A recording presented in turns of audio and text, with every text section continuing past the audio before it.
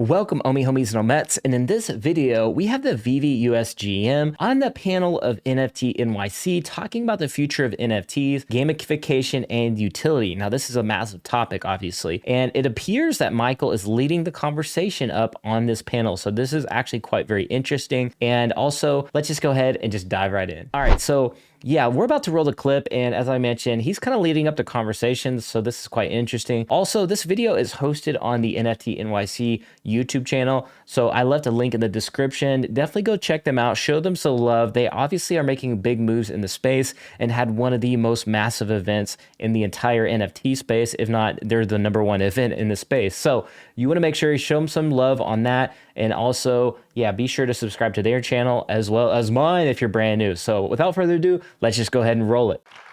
My name is Michael Adler, and I work for a company called Veve. We are a mobile-first platform. We work directly for brands, and some of our biggest clients are Disney, Marvel, DC Comics, Coke, and 200 other brands. So first I want to thank Ann and NFT.NYC. When Veve was, I think, the first sponsor 5 years ago, it was in a small room, probably as big as a closet, with 500 people. And I think there was like 10 speakers, and it's grown significantly over the last number of years. So I want to thank my fellow panelists, for this panel today, and want to give just a little introduction about what we're speaking about, the future of gamification and utility in the NFT space. As everyone knows, the last 2 years have been pretty crazy, major boom. NFT sales have gone from 200 million in 2019. I think the last quarter was over 12 billion. And it's been a great run.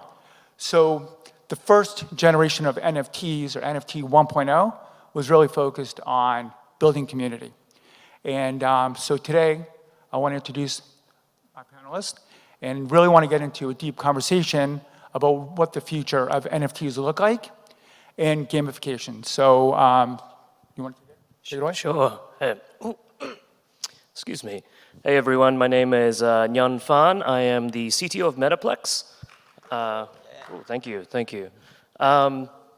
And what is Metaplex? Metaplex is the NFT standard and technology platform for all Solana. So you may not know this, but every single Solana NFT is a Metaplex NFT. And we've only been around we just had our 1 year birthday last month. And happy, Great, thank you. And we've since then, from nothing, created almost 15 million NFTs, printing 1 million NFTs per month, right? So this thing is growing faster than ever, doing 3 billion in value that's been created to the creators and the collector community. But I see the future. Like, we're a technology platform, so we're always investigating what are the interesting projects, what are the types of things that they're doing, what are the companies' types of features and applications are required, and the interesting part is utility, right? 99% of NFTs haven't been created yet, right? And as blockchains get faster in speed and lower in cost, right? This is where we're going to see the power of utility emerge and probably be used by the masses. All right, that's great. Nyan, take it over. How's it going? My name is Brian Christensen. I'm the founder of Block Cities, blockcities.com. We built the infrastructure for the physical world. So being able to take things like real estate, agriculture, renewable energy, physical assets, tokenize them, make them available just in smaller increments, so lowering the barrier to entry for investments. Arun, take it over. My name is Arun Benti. I'm a co-founder at Fandify. Fandify is a crowdfunding platform using NFTs. What we do is we help independent artists, musicians, filmmakers, anyone who is looking to get started with the initial capital that you need to start your creative project. Could be anything. We have a platform and a unique kind of an NFT called a backer token, which you can mint, and these backer tokens can represent a percentage of ownership or revenue or any construct that you think of. You can program it into the edition of the NFT, and you can get backers to back you. Our goal and dream is to make NFTs a utility that can be used by anyone, anywhere in the world, and make it a more equitable, ecosystem for the creative arts. And we hope that tomorrow the next pop star or the next Picasso would come from anywhere in the world. It could be Africa, it could be Southeast Asia. That's our goal, that's our dream. So that's what we're working on. All right, great, thank you. So as you see, I think we have 4 different areas covered. Veve on the brand side, you on the technology side, I guess a metaverse or a virtual world, and more on the artist side, which is great. So we have 4 different perspectives on utility value. So I think this will be a really good conversation. So I just want to go into what is utility value for NFTs. So utility NFTs and the use cases go way beyond just digital assets. There are NFTs which grant their own privileges, rights, or rewards, which they would not otherwise be able to access. And we're going to delve deeper into that. What really does utility value mean? And it means a lot of different things for brands, users, technologists, and everything else. But from the Veve side of it, 2 years ago, when we started talking to all the major brands, we were trying to figure out what they were looking for. And for us, the platform that we built was really ease of use, where we were giving our users utility value from day one. For us, utility value it's really being able to buy a collectible on our platform, super ease of use. Once you own a collectible, you can open up an AR. You basically have your collectibles with you 24/7. You have your own virtual showroom where you can display your collectibles however you want. And then for us, it's also having a full secondary marketplace. So for us, it's a lot more simple what utility value means, and also trying to work with brands like Disney, Marvel, and trying to understand what they want. A lot of utility value is around activation. But I want to turn it over to my fellow panelists and want to get some perspectives on current uses for utility value and gamification. Yeah, so I mean, right now, obviously, we're familiar with the different use cases in terms of like NFTs for anything from like ticketing, events, being able to redeem it, for different scenarios. In the same way that, at one point headphones had cords on them, and you could look at it, and you've got like a mouse that's Bluetooth, and everything else is Bluetooth around you. At some point, it's inevitable that the pair of headphones with the cord is going to go Bluetooth as well. So. And from that perspective, there's certain things that are absolutely going to come forward in terms of like what that might look like. To me, I feel like it'll be anything from like your Pokemon Go for the real world, where being able to incentivize human behavior, to go here, and then get a little reward at the end, all the way over to, architecture for NFTs. We haven't even started to see what NFTs can do for that world, but when you can take a design of a building and actually purchase an NFT, and then anyone, anywhere in the world can just simply hand that to a general contractor because it unlocked the plans as a result of owning that NFT, that's an application that is absolutely inevitable.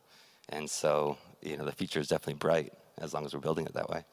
Arun, what are you saying on the artist side? Currently, on your platform, what are they looking for from a utility value standpoint? Yeah, I think, to give a sort of a mental model in terms of how we're looking at art or creative output in the NFT space, the way I tend to define it is the NFT is merely a pointer, and that's it. It's just a record. It has no other property except for that, there's a wallet that owns this record on the blockchain. And what it points to, it could point to anything. Today, when you think about digital art in the context of NFTs, sort of takes you back to the early 90s when you used to have web pages with just text and maybe an image, right? And then we're yet to get to the evolution of NFTs in digital art, where you see these you remember those web pages with the funny JPEGs, the funny GIF images running across the screen and stuff like that, like the old Yahoo pages. We're not even there, okay? So we're in very, very early stages. So eventually, you're going to start seeing utility in the creative field where, NFTs can mutate, NFTs can change, NFTs which basically reflect your personality. It could be anything, okay? So we've not scratched the we just scratched the surface in terms of what the possibilities are from a creative standpoint, right? Today is just, a single-dimensional JPEG. Yes, people are adding music, we are adding, 3D, but you have to ask yourself, well, you could do this even without an NFT, right? So the whole ownership aspect of it is a critical part. And I think we're still not really explored what the ideas are from a utility standpoint. When you're dealing with NFTs in the creative space and you're talking about utility, you tend to face a lot of criticism from artists, right? Where the artist says that the art is the utility, which is great, fantastic. I think that argument is very valid. But I think we're not using, I think we yet to see the digital Picasso, okay? We're not there yet, okay? So I think that's where I think from a utility standpoint, there are lots of properties in the NFT ecosystem where there's this bridge between technology and art, and we are at basically ground zero. So in the next 5 years, we'll see some unique utility in that space for sure. That's great. We'll get into the future in a couple minutes. But on that note, Nan, the technology. Are there limitations? You have hundreds of companies coming to you that are building on your platform. Is there a technology limitation? And what are most of those companies, what are they looking for? Yeah, great question. So as we think about what an NFT actually is, right, it's just a cryptographically signed piece of data, much to what Arun was saying, right? You could put anything inside of it, and what is also interesting is you could put a program inside it, right? So it's not just ownership of an asset or ownership of a picture or a pointer to some art or whatever. It could also be an entire program, like an entire capability, right? And so then the question is, okay, well, what can you do with data? What can you do with capability? And really, if we have seen the digital space grow in the last 20 years, the answer is anything, right? It's basically what we can imagine. And so I think that's just something really interesting about the ownership aspect. And so as it relates to companies that are trying to build on top of the Metaplex platform or the Solana NFT ecosystem, right? What they're looking for is composable foundational pieces, right? Like, I need staking, I need ownership, I need transfers, I need the ability to do auctions or sales, royalties. And so, we really focus to provide the core layer and the building blocks so that other companies and creators and developers can take these things and combine them together to build stuff that we've never seen before, right? And again, to Arun's point, like, we're just barely scratching the surface, right? And the rate that NFTs are being created is just getting faster every day. Okay. So it looks like NFT 1.0 has really been defined by like the Bored Ape Yacht Club. So they came out, built a community. People flocked to the community, but a lot of it is around fear of missing out. The FOMO aspect, price appreciation, scarcity. I think as we're seeing right now, I mean, there's a little downturn in the NFT market. What is the next step? What's NFT 2.0 to you as you're building a new platform right now? What does it look like? And what are you thinking as far as strategy and what you're looking to build? Because you've been sitting back, you've seen everything that's happened over the last few years. Now you have the opportunity to bring something to market that has more utility value, gamification, and everything else. Yeah, I mean, ultimately, like, when the margin calls start happening and people need, to access some cash, right? NFTs are definitely one of the first things, to experience that. And so unless it's backed by some type of utility, then those are going to be more susceptible to those price fluctuations, right? one of the things I've been geeking out about pretty hard is, this concept of stackable commands. And I originally saw this, with one of the DeFi platforms I was out there, where you could take different financial commands and then stack them like little Lego financial, building blocks and run it through. And from that perspective, let's just take the realm of like building in the real world, so construction project, right? When we can create phase one is find a piece of land that is X number of acres within this territory, and it has to be under this amount loan to value, let's say, or acquisition relative to value. Phase two is you're doing the design and engineering. Phase three, site prep. Phase four, vertical. When you can actually create an acquisition vehicle that ultimately can dangle a carrot for anybody to go out and find a great piece of land and then bring it into this, the system. To me, that's like programmable creation at its finest. And if we fast forward enough, that's definitely what we're going to be seeing, if not in the next year. I mean, it's going to be interesting to see what happens over the next 12, 24 months, especially not just from a technology standpoint, from user behavior standpoint, and what do brands want, what do creators want, and what's going to happen on platforms. So everyone's talking about the metaverse. Everyone's talking about the bridge between the digital world and the physical world. What are your thoughts, Arun, on the physical world, digital world, metaverses, and then, look, there's play to earn. There's a lot of ways that you can gamify and have utility. How do you think those two worlds will bridge?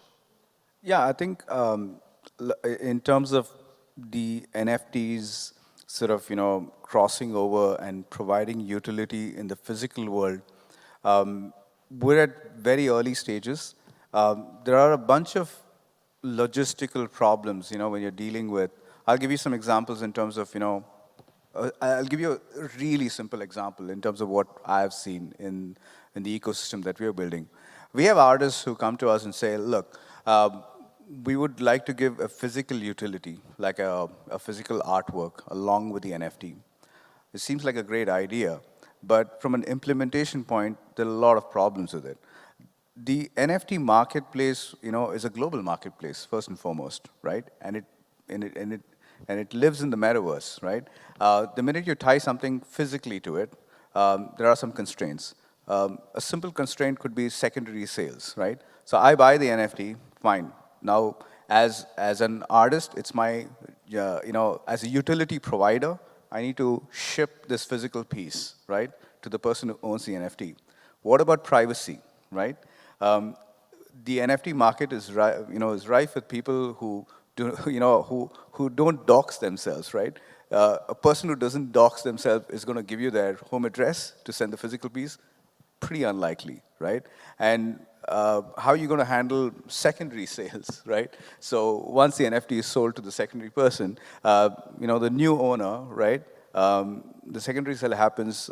You can't expect that person to send the physical piece again, right? So it sort of breaks down when you try to sort of straddle the physical and the digital world. Regulation is another aspect that can be a block, that can have some blockages. So, but there are a lot of companies that are working on innovative ways of bridging this divide. I just think that we still don't have the infrastructure to do that right now, but it doesn't mean that, the companies are not, sort of innovating in this space. But we are still a little ways away from that. I think those are good examples. Like over the last years with Veve, there are three classic examples. Disney Plus, who we're working with, it was their 1-year anniversary, and we came out with Disney Moments, and the key for us was to be able to bridge a way for someone who has ownership to actually get some type of unlocked value. So if you got a secret rare of a secret moment, you'd get a 3-month or a 12-month subscription to Disney Plus. So brands were trying to figure out how they can drive traffic, how they can increase engagement, and that's one aspect. Another aspect of what we did was through tickets. You buy one of our collectibles for a 007 movie. It's exclusive rare. You could take 3 or 4 of your friends to the movie. And that's really just the starting point of trying to figure out what the utility value is going to be. So we got a couple minutes left. I want to at least get to gamification. If someone wants to talk a little bit about gamification, you want to talk about knowing that what you're building is super cool. Yeah, I can't wait for it. For sure. So like we come back to the metaverse and like this bridge between the digital and the physical world. You know, right now, as it currently stands, you know, comes down to either you're creating a virtual twin planet, right, or you're creating one that's more fantasy-based, in which there's unlimited number of worlds that you can create. Okay, from the perspective of the digital twin planet perspective. You know, Elon Musk talks about how it's often the most entertaining outcome that wins, right? And I love to think of this idea of like what happens when degens become capable of development in the real world. You know what I mean? I feel like we'll be able to spark up some of the most ridiculous destinations that will be incredibly fun. And so, from that perspective, the highest and best use of this technology, at least in my opinion, and I'd love to hear, other inputs because I'm always looking for that highest and best, but it's using the metaverse as a sandbox for the physical world to be able to come together and figure out what actually makes sense to bring into form, vote on it, and, through tokenization, actually bring it into form. So on that you're looking at, talked about NFT 1.0, 2.0, which is hopefully we're in the middle of. What does NFT 3.0 look like? 3.0. To put you on the spot. Okay, and NFT 4.0. I mean, I have a couple of different thoughts here. I think the first is as a technologist, we need to stop talking about technology, right? We need to stop using the words NFT. We need to stop talking about blockchains. I like right? that. That's great.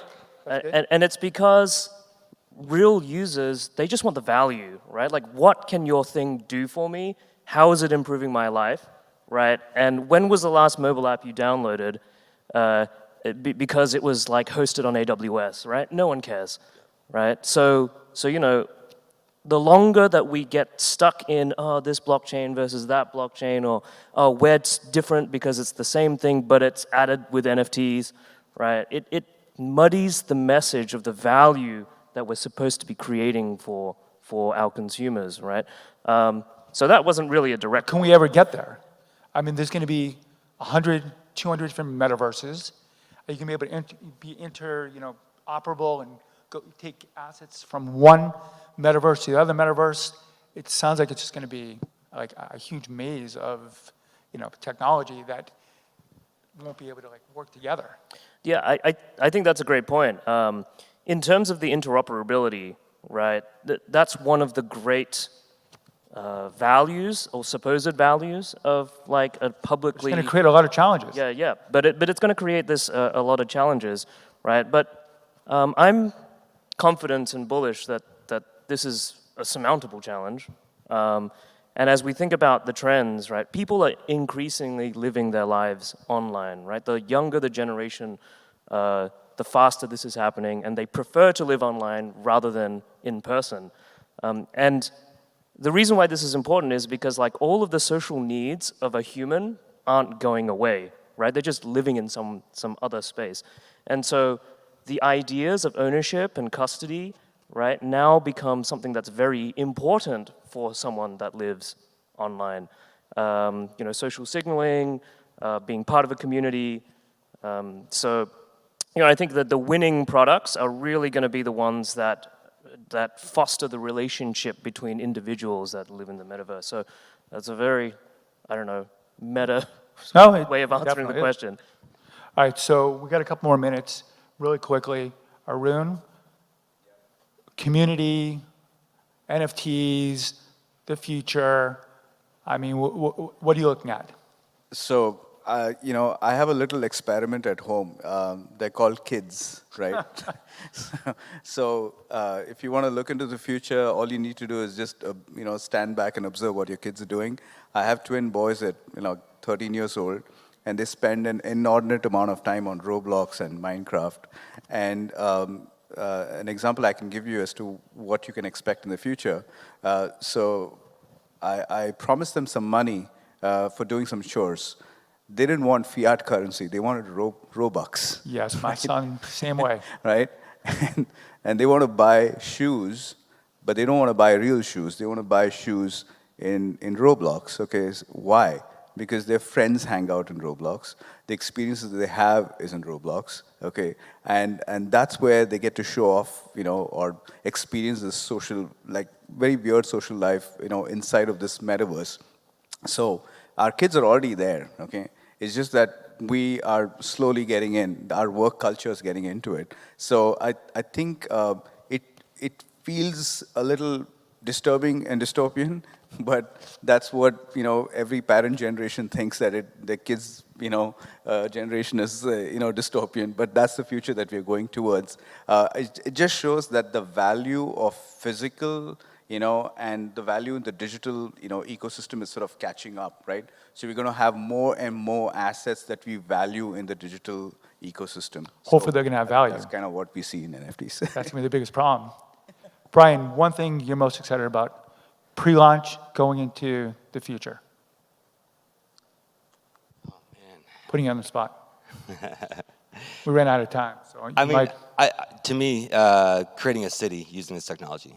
Small city, but taking the concepts, like building upon the same thing that like the Venus project was laying out, principles from like Buckminster Fuller, et cetera. Being able to actually bring a larger scale development into real form, I think will be absolutely unbelievable, because at that point you're creating a new template, for how we could live. When are you looking to launch? We'll be launching, so our virtual Earth actually already launched in private pre-sale. We're actually built on Metaplex technology There on you the go. side. Shout out to them. There you go. But yeah, so check out blockcities.com. Virtual Earth is available. Our official launch with the platform will be taking place in the next few months. That is great. Okay, I think we're done. I think that's a wrap. Thank you very much for coming on the panel and talking about the future. Thanks for having us. Hopefully we'll get there. Thank you for moderating.